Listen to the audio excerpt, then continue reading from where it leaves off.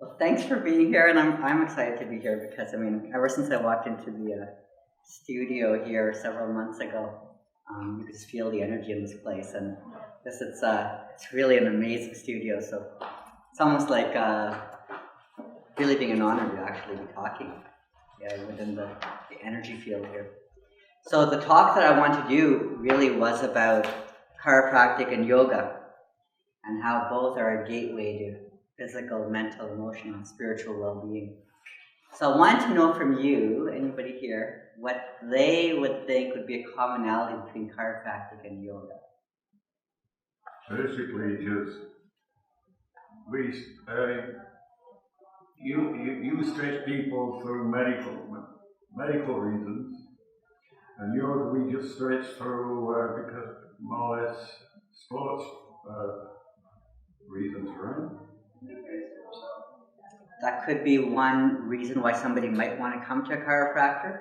That's interesting. I think in yoga we learn to adjust our own back, and the chiropractor knows already what to do, so he can adjust it for us so that we get a better idea of how we should do it when we work on it on our own. Okay. Anybody else? I was going to say posture. In yoga we learn proper posture, and our chiropractor is always reminding us to keep better posture. At least I know mine is. He's my patient. So, that's absolutely right. The thing is, the posture, people think, okay, posture is great, it makes you kind of step straight, makes you feel good, and that's kind of good. But they fail to realize that it is the means to not just physical liberation of disease and illness, but your spiritual liberation is dependent on posture. And so when we talk about Patanjali's 8-limb path of yoga, third step is asana, which is proper posture. And that's where the Hatha yoga movement began, obviously from these ancient seers in India way back when, that they went to meditation for long periods of time so they could reach these higher states of consciousness. And so how are you going to sit for long periods of time? Well, you have to make sure your back and spine is certainly aligned properly, so life force can flow through properly, and that you're not uncomfortable. There's no kinks, there's no aches or pains in the body. And so that will enable you to sit for long periods of time and reach those higher states of consciousness. So really, chiropractic then is an aid and means to help you with your spiritual enlightenment. So that's quite humbling when you think about it, and that's really why I entered the profession myself. Telling a little bit about myself, growing up, I became quite interested in spirituality from a young age, and became a yogi and follower of Paramahansa Yogananda. For those of you that have watched the Awake movie, you know that. And I was wondering what my career path should be, because being on the spiritual path, you have certain views and principles and ideals, and what can you do to kind of serve and feed that spiritual side of you? So when I came across the chiropractic philosophy, it really resonated with me, and you'll see why in a moment.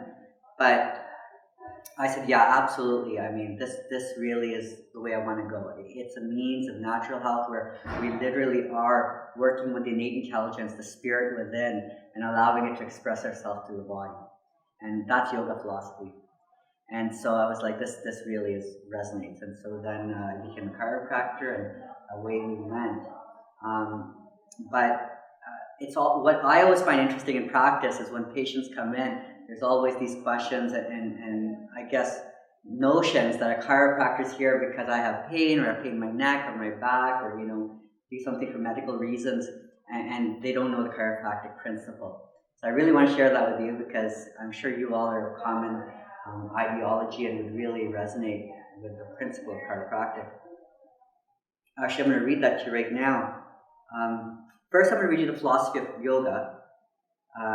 What yoga means, again, yoga being union. So, according to the Tantric tradition, it is said the spirit is often symbolized as Shiva. And he is the transcendent Lord who is ever immersed in divine consciousness.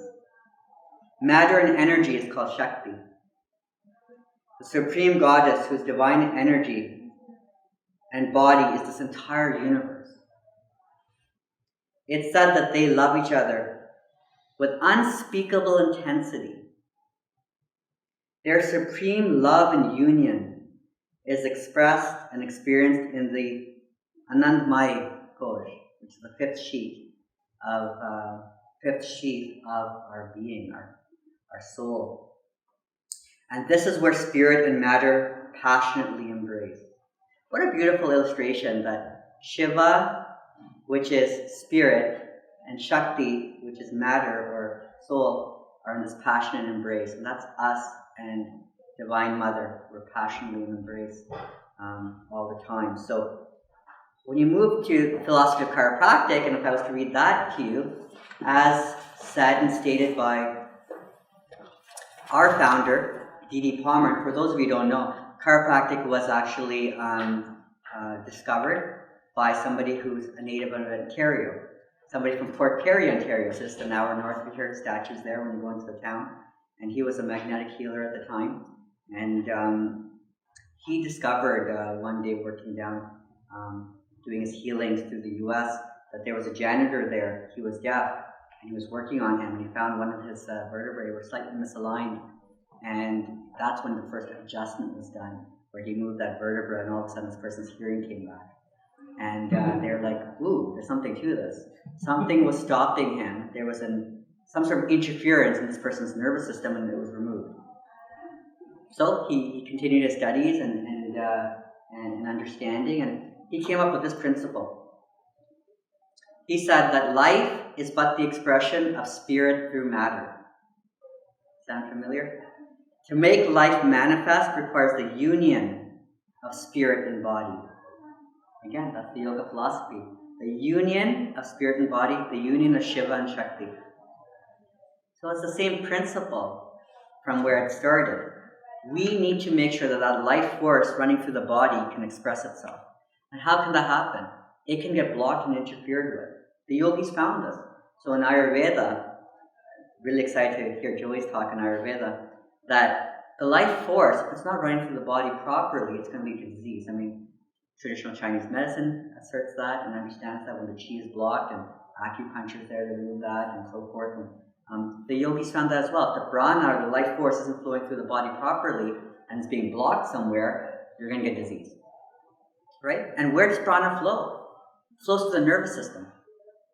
What is the nervous system? The brain and the spine. So the nervous system is like almost like a converter. It converts this cosmic energy around us. It comes here through the mouth of God, as my guru has said, through the medulla oblongata, and that life force comes in and transcends through the spine, and then it gets dispersed through the rest of the body. These different naris, or meridians, or channels, the 7 major ones being along that spinal axis, and you might have heard of the chakras, or the energy centers, these energy reservoirs, or pools of psychosomatic and spiritual energy, where they're linked with different emotions, and karmas are embedded in there, and so forth. There's different vibratory fields. So when they're not resonating at the right frequency, you get disease. Because they don't transcend and transduce down into more of a proper physical vibration. Every organ of the body, every tissue of the body has a vibration, a resonant frequency.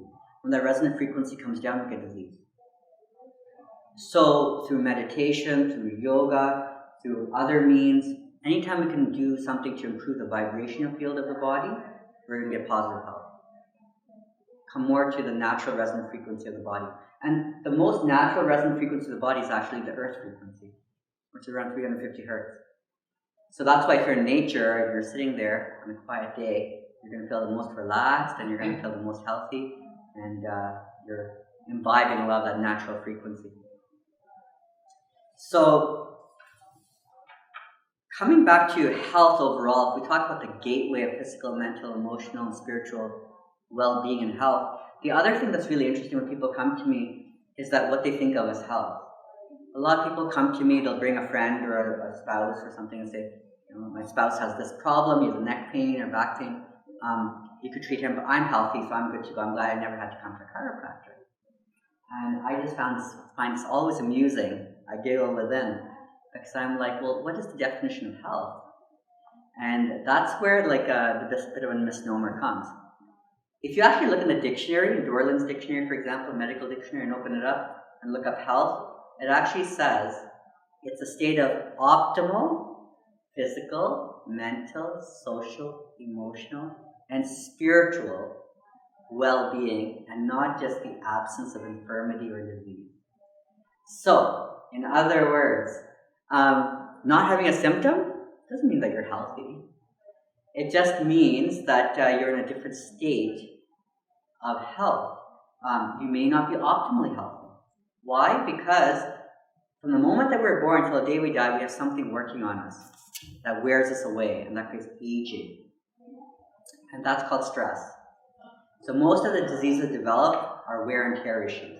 They're diseases of stress, or products of stress. 96% of disease is stress-borne in some way or another. 4% you're born with, you could say, but certainly 96% is stress-borne. And I'll explain that. What is stress? Stress is not just the mother-in-law, okay? So it's more than just mental stress or emotional stress.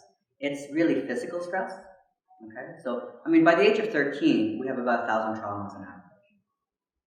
And we always tell our kids, it's going to catch up to you one day, you know?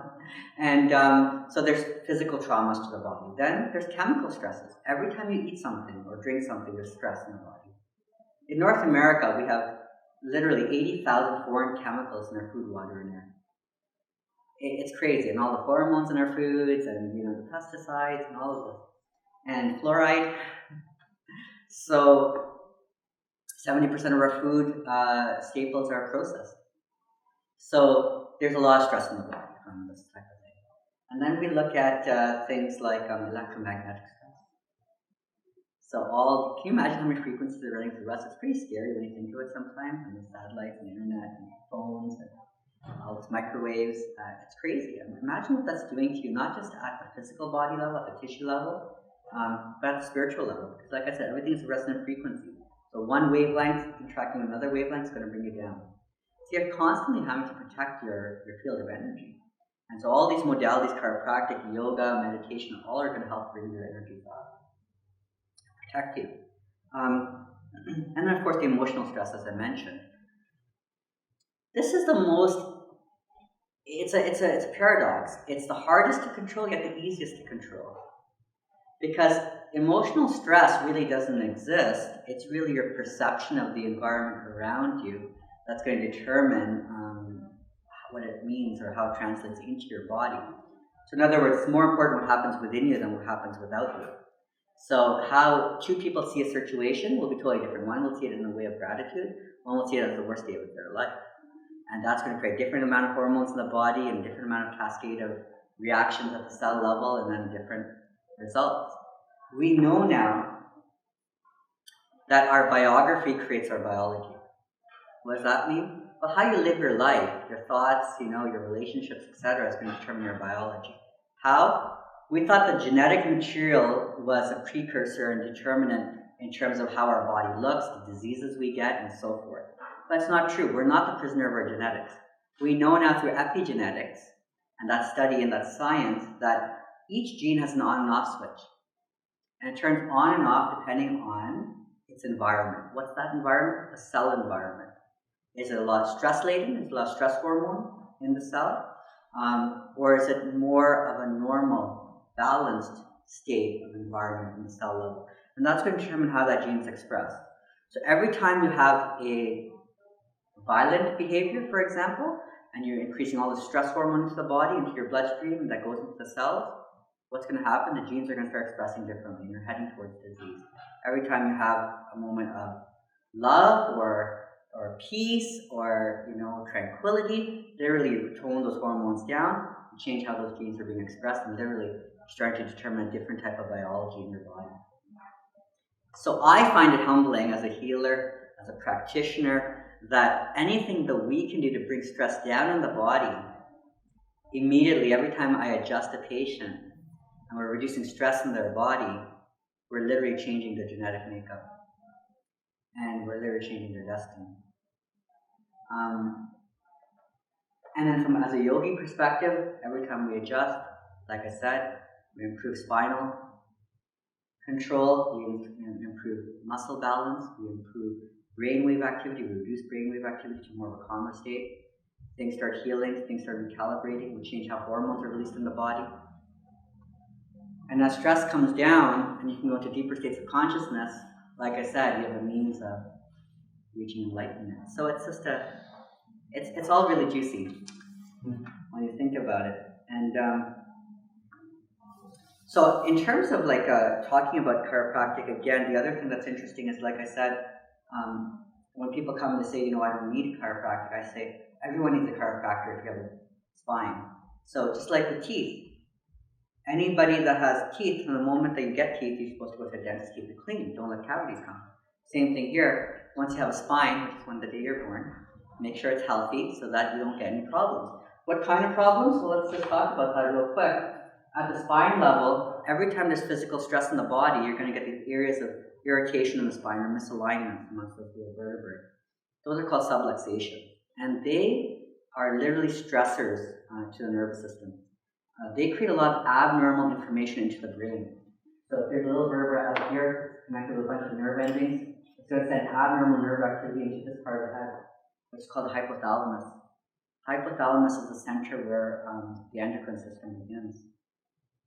So through the hypothalamic pituitary axis, literally you get a bunch of hormones released into the body. If I'm getting a lot of bad information coming up through my spine because of abnormal posture, which is where yoga helps, going into that part of the brain, I get all the stress hormone released, adrenaline, cortisol, etc. What's going to happen?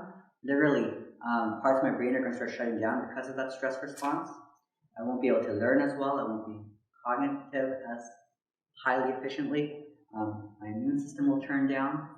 My GI system will turn down. My reproductive system will turn down. Why? Because if you're stressed and you're in fight and flight response, and if it was real time, for example, if there's a lion here, I want to run away from it as quick as possible.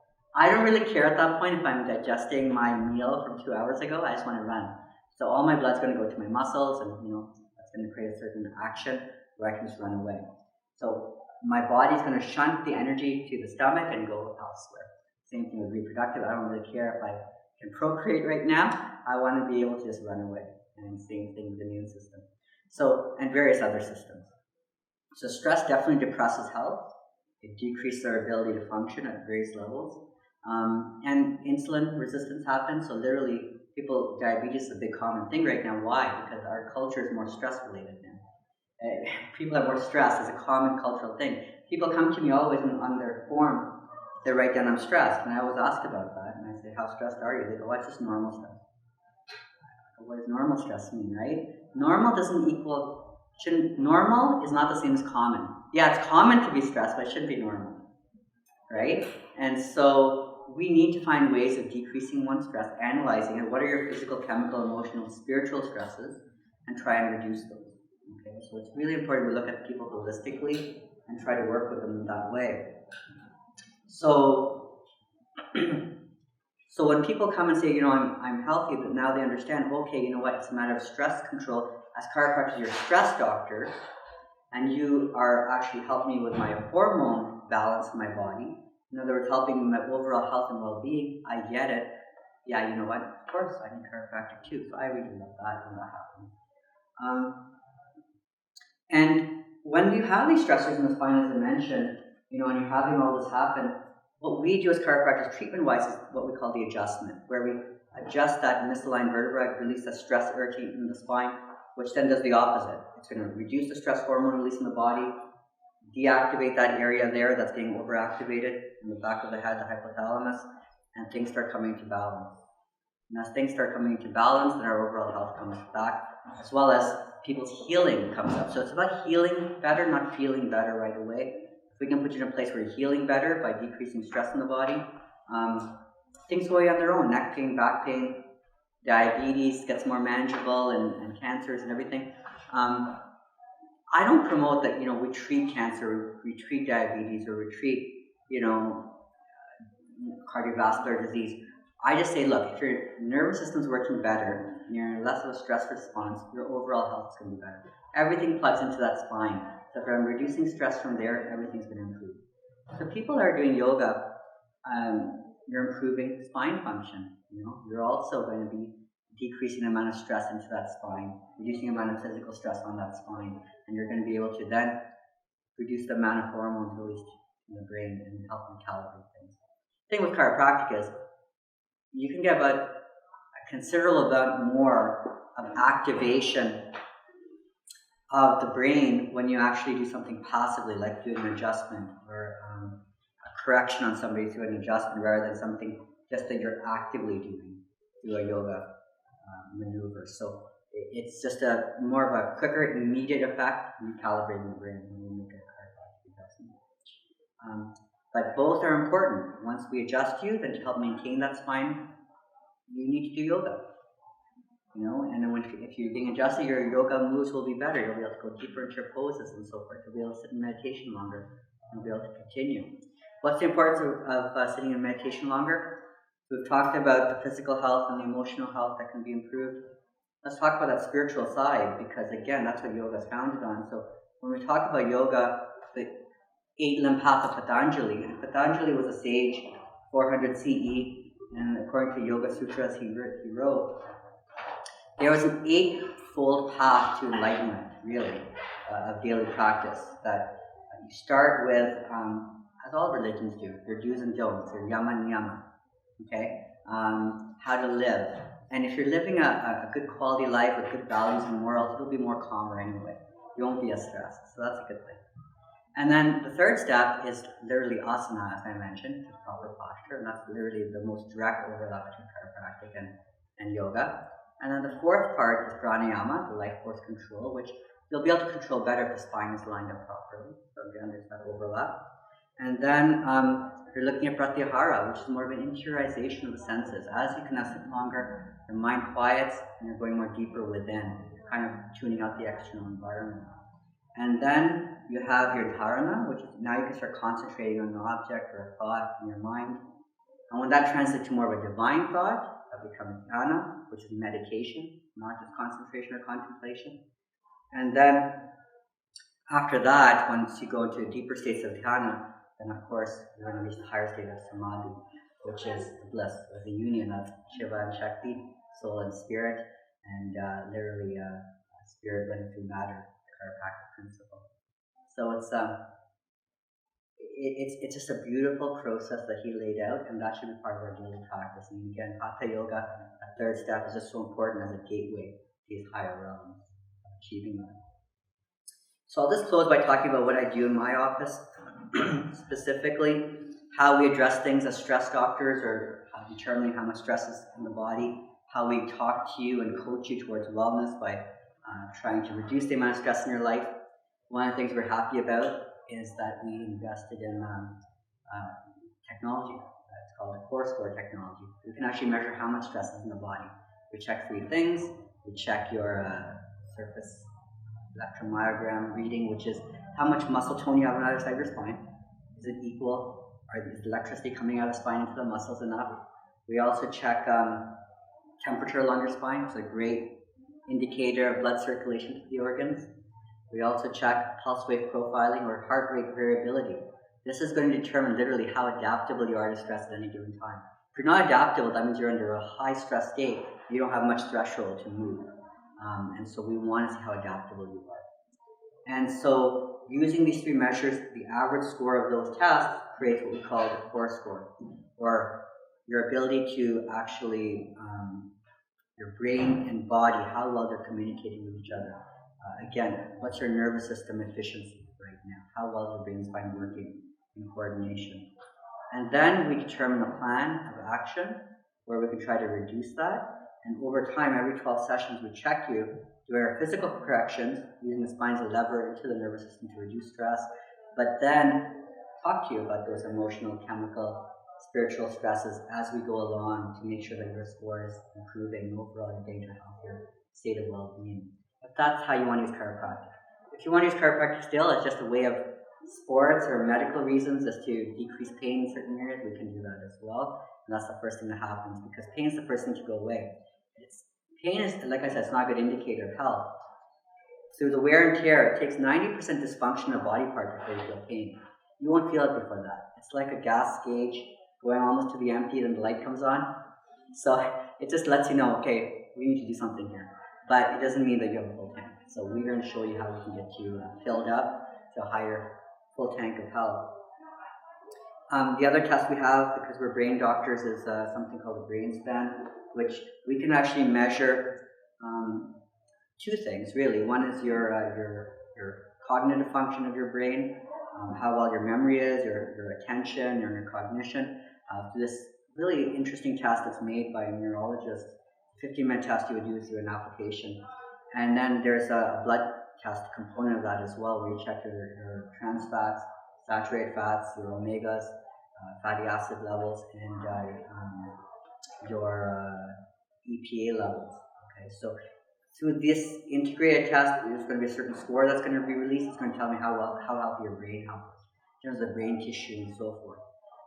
Those are great indicators of the likelihood of getting Alzheimer's or likelihood of getting attention deficit disorder and other issues. So, and then we can give solutions. We can say have to modify these things with some supplements and so forth, and get you up and running. Speaking of supplements, we have a naturopath as well in our office, and she can certainly talk to you more about improving the chemical stresses into the body. She does Ayurveda as well, so she's a great resource to have. We do custom orthotics, which is great. That's going to help your posture overall in terms of how you walk and so forth, because our platform, feet are the platform, and if that's unlevel, then we're not going to walk properly, since we're gait off or posture off. So it's important to make sure your feet are level on both sides. For people, once we start determining whether there is any energetic blocks, any spiritual blocks, we do Reiki and chakra balancing as well, which is something I incorporate where needed to see that, you know what, that energy is not working well, and so until I get that working well, the physical body won't come along for the ride, so then we'll do some of that as well. So again, I always try to look at things holistically. It's a process, but we always want to work with you holistically to try and make sure that you're reaching your health goals. If again, well-being and higher well-being is your purpose. But strongly recommend the yoga and chiropractic done side by side, because they, again, as you can see, stabilize and support each other. So I do have for you guys today some free passes for that core score evaluation. If you want to check how much stress in the body, determine what your neurological health is like, how far away you are from that well-being, optimal well-being, or that full tank of gas in terms of health, then I have passes at the table. You can just grab one. It's worth $80 normally, but have that. I'm also starting meditation classes weekly, half-hour meditation classes starting October the 24th, Monday. And so that's going to be half-hour guided meditation classes, and so you can be free to come out to those as well. They're normally $20 for the session, but for our clients, they're going to be free as part of a Member Advantage program, as well as any of their guests. So actually you can get this for free. And so that's some of us at the clinic, and again, just happy to have been able to present to you some of this and kind of talk to you a little bit about the misconceptions about chiropractic, or at least open your mind to more possibilities, and the fact that yoga and chiropractic are truly amazing gateway towards higher physical, emotional, mental, and spiritual growth and well-being. Thank you. So if you have any questions, then I'm open to hearing. How do you gauge spiritual stress? I never heard that concept before. Sure you have. I know you have, Abby. With stress, how do you gauge the stress? Well, stress. What is stress? Stress is when something's not working properly. That's all. It's an interference. And so through Reiki that you do, and it's just energy work, you can feel. You can scan somebody's aura and see if there's obviously distress. If somebody's aura is obviously is not the right size or frequency or feel, then obviously there's interference there, and so you need to empower that. And that's Reiki, energy work, pranic healing. But prana is something that can be improved in many ways. You can do it through work, like through Reiki work, and inducing that from one energy field to another. But you can also, every time you eat something nourishing, that's going to improve your pranic field, your life force field.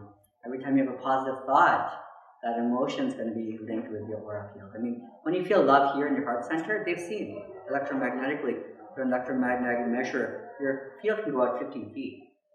You can measure all this stuff now, so it's pretty amazing. So the best way, I mean, it's so simple. Just live a simple life. Just love. serve, be happy, smile. Every time you smile, you bring in life force as well. And life is just good. You're going to be healthy. Anything else? Thank you. Thank you.